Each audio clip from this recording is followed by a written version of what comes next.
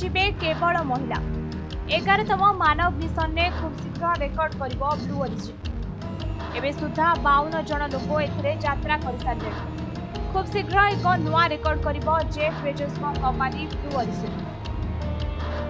ଆଗରୁ ମହାକାଶ ଯାତ୍ରା କରିବା କ୍ଷେତ୍ରରେ ତାଙ୍କର ଅଦମ୍ୟ ପଦକ୍ଷେପ ପାଇଁ ସେ ଅନେକ ରେକର୍ଡ କରିଛନ୍ତି। ଏପରିକି ଏବେକୁ 10 ଥର ସଫଳ ଭାବେ ମାନବ ମିଶନ ଲଞ୍ଚ କରାଯାଇସାରିଛି।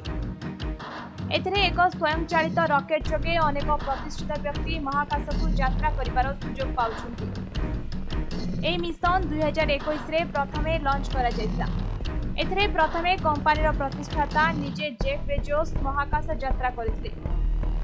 ଏହାର ସଫଳ ଭାବେ ପରୀକ୍ଷଣ ହୋଇଥିଲା। ତେବେ ଏହା ପରଠାରୁ ବ୍ଲୁ ଅରିଜିନ୍ ମିଶନରେ ପାଖାପାଖି 52 ଜଣ ଲୋକ ମହାକାଶ ଯାତ୍ରା କରିଛନ୍ତି। ଏଥିରେ ବ୍ୟବହୃତ ହେଉଥିବା ରକେଟ୍ ସ୍ୱୟଂଚାଳିତ ଅଟେ। କୌଣସି ପାଇଲଟ ମଧ୍ୟ ଏହି ରକେଟ୍ରେ ଦେଖିବାକୁ ମିଳିବେ ନାହିଁ।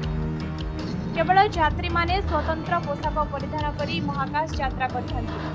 ସେମାନେ ମହାକାଶକୁ ଯାଇ ପହଞ୍ଚିବା ପରେ ସେଠାରେ ରକେଟ୍ ଆପେ ଆପେ ଲ୍ୟାଣ୍ଡ କରିବ। ଯାତ୍ରୀମାନେ ସେଠାରେ ଯାଇ ମହାକାଶରୁ ପୃଥିବୀର ଦୃଶ୍ୟ ଦେଖିପାରିବେ।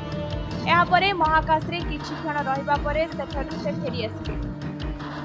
ତେବେ ଚଳିତ ବର୍ଷ ବ୍ଲୁ ଅରିଜିନ୍ 11ତମ ମାନବ ମିଶନ ଲଞ୍ଚ କରିବାକୁ ଯାଉଛି। ଚଳିତ ଥର ଏଥିରେ କେବଳ ମହିଳାମାନେ ମହାକାଶକୁ ଯିବେ। ଆଉ ଏହି ମିଶନ ପାଇଁ ବ୍ଲୁ ଅରିଜିନ୍ର ପ୍ରତିଷ୍ଠାତା ଜେଫ୍ ବେଜୋସ୍ଙ୍କ ଗାର୍ଲଫ୍ରେଣ୍ଡ ଅନେକ ମହିଳାଙ୍କୁ ଏକାଠି କରିଛନ୍ତି।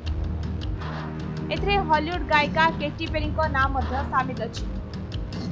ଏହାଛଡ଼ା ନାସାର ପୂର୍ବତନ ରକେଟ୍ ସାଇଣ୍ଟିଷ୍ଟ ଆଇଶା ବୋୱେ ଓ ଜେଫ୍ ବେଜୋସ୍ଙ୍କ ଗାର୍ଲଫ୍ରେଣ୍ଡ ଲରେନ୍ ସାଞ୍ଚେଜ୍ଙ୍କ ନାଁ ମଧ୍ୟ ସାମିଲ ରହିଛି। ଏହି ମିଶନର ନାଁ NS-31 ରଖାଯାଇଛି। ଆସନ୍ତା ଜୁନ୍ ମାସ ମଧ୍ୟରେ ଏହି ମିଶନ ଲଞ୍ଚ କରାଯିବ ବୋଲି ସୂଚନା ମିଳୁଛି। ତେବେ ଏହି ମିଶନ ଯୋଗେ ନାରୀ ସଶକ୍ତିକରଣ ମଧ୍ୟ ଦେଖିବାକୁ ମିଳିବ। ବ୍ୟୁରୋ ରିପୋର୍ଟ, ସମୟ ଲାଇଭ୍।